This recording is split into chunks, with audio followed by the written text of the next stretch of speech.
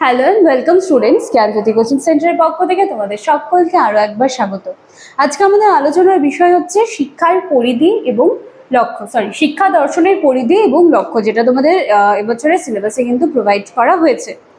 আজকের আলোচনার বিষয় হচ্ছে, ক্লাসটা শুরু করার আগে আমি তোমাদের একটু বলে নিতে চাই, আমাদের কিন্তু অ্যাডমিশন অনেক অনেক অনেক আগের দিন থেকে শুরু হয়ে গিয়েছে এবং ইতিমধ্যেই কিন্তু আজ নয়তো কাল থেকে হয়তো আমরা আমাদের অনলাইন ক্লাসগুলো স্টার্ট করবো, মানে পেইড ব্যাচে যে ক্লাসটা দেওয়া হয় সেই ক্লাসটা কিন্তু আমরা শুরু করব। তো সেজন্য আমি সবাইকে বলবো যে দেখো, যদি মাসের মাঝে বা এক্সামের আগে যদি তোমরা অ্যাডমিশন নাও না, তখন কি হয় বলো তো, শুধুমাত্র নোটসটাই তোমাদের পাওয়া হয়।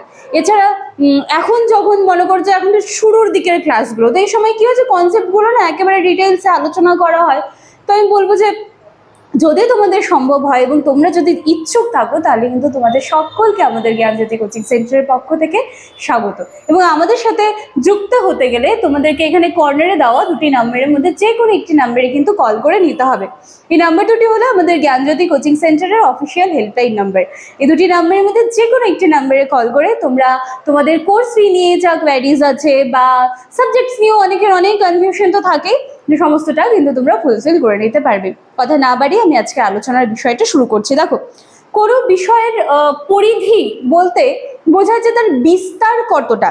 তো এখানে বলা হচ্ছে যে শিক্ষা দর্শনের পরিধি, তাহলে শিক্ষা দর্শন কিন্তু একটা ব্যাপক আলোচনার বিষয়, ঠিক আছে, এবং তাহলে এর পরিধিটাও অনেকটা বিস্তৃত হবে, ঠিক আছে। এটা নিশ্চয়ই সংকীর্ণতায় আবদ্ধ থাকবে না, তার এর পরিধিটার এর বিস্তার রয়েছে এবং এর পরিধির নির্ণয় করা কিন্তু খুব কঠিন কাজ। তার মানে যখন কোনো একটা বিষয় অনেকটা বা সেই বিষয়ে আলোচনা করার যেই মানে উপাদানগুলো রয়েছে বা তত্ত্বগুলো রয়েছে, সেটা যখন সেই বিষয়টা অনেক বড় হয় না, তো তখন সেই বিষয়ে কিন্তু সংক্ষেপে বলাটা খুব কঠিন হয়ে যায়। কারণ কোনটা ছেড়ে কোন তত্ত্বটা বা কোনটা ছেড়ে কোন উপাদানটা আমরা রাখবো, সেটা কিন্তু ছেড়ে বাদ দেওয়ার ব্যাপারটা কিন্তু খুব টাফ হয়ে যায়। তো সেই ক্ষেত্রে বলা হয়েছে যে ওই শিক্ষা দর্শনের যে পরিধিটা রয়েছে সেটা কিন্তু ব্যাপক, ঠিক আছে। এবং এক্ষেত্রে শিক্ষা সংক্রান্ত যাবতীয় যা সমস্যা রয়েছে বা শিক্ষাটাকে আরো ভালো একটা জায়গায় নিয়ে যাওয়া, এই সমস্ত কিছুই কিন্তু এই শিক্ষা দর্শনের যে পরিধি রয়েছে তার মধ্যে কিন্তু চলে আসে।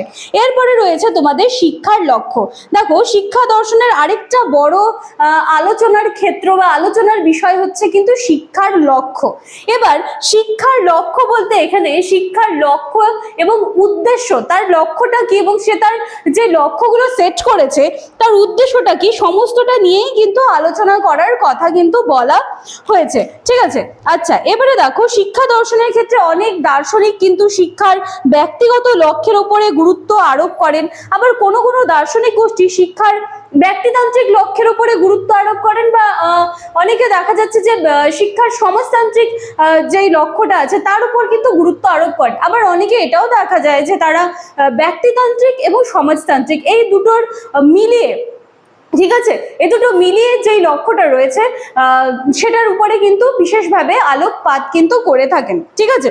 আচ্ছা, এছাড়াও দেখো, বিভিন্ন মনীষীগণ শিক্ষার যে বিভিন্ন লক্ষ্যের কথা বলেছেন, সেই লক্ষ্যগুলো হলো জ্ঞানমূলক লক্ষ্য, বৃত্তিমূলক লক্ষ্য, সাংস্কৃতিক লক্ষ্য, চরিত্র গঠন, পূর্ণাঙ্গ জীবন যাপনের লক্ষ্য, এই সমস্ত কিছুর কিন্তু বলা হয়েছে।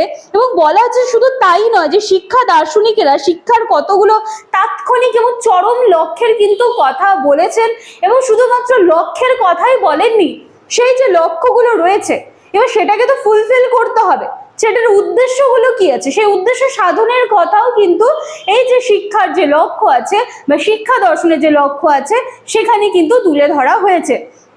যেখানে আমরা দেখতে পাচ্ছি যে এর পরিধি কিন্তু ছোট নয়, এটা কিন্তু একটা বিশাল বিস্তর জায়গা জুড়ে রয়েছে পরিধির ক্ষেত্রে আমরা দেখলাম। এবং যখন আমরা লক্ষ্যের ক্ষেত্রে আসলাম তখন দেখলাম যে শুধুমাত্র সেখানে সমাজতান্ত্রিক লক্ষ্য নিয়েই বলা হচ্ছে না, শুধুমাত্র ব্যক্তিতান্ত্রিক লক্ষ্য নিয়েই বলা হচ্ছে না, এটা কিন্তু সমাজতান্ত্রিক ব্যক্তিতান্ত্রিক দুটো মিলেমিশেরও কিন্তু একটা মানে কথা বলা হয়েছে। এছাড়াও ঋষিমুনিরা অনেক লক্ষ্যের কথাগুলো বলেছেন, যেগুলো হচ্ছে ফুলফিল করার কথা বলেছেন, সেগুলো কিন্তু আমি আলোচনা করে দিলাম। তো তাহলে শিক্ষার পরিধি এবং শিক্ষার লক্ষ্যটা কিন্তু আজকে এখানেই কমপ্লিট হচ্ছে। নেক্সট দিনে নেক্সট টপিকে যেটা আছে সেটা নিয়ে একেবারে কালকের ক্লাসে আবার আমি তোমাদের সামনে চলে আসবো।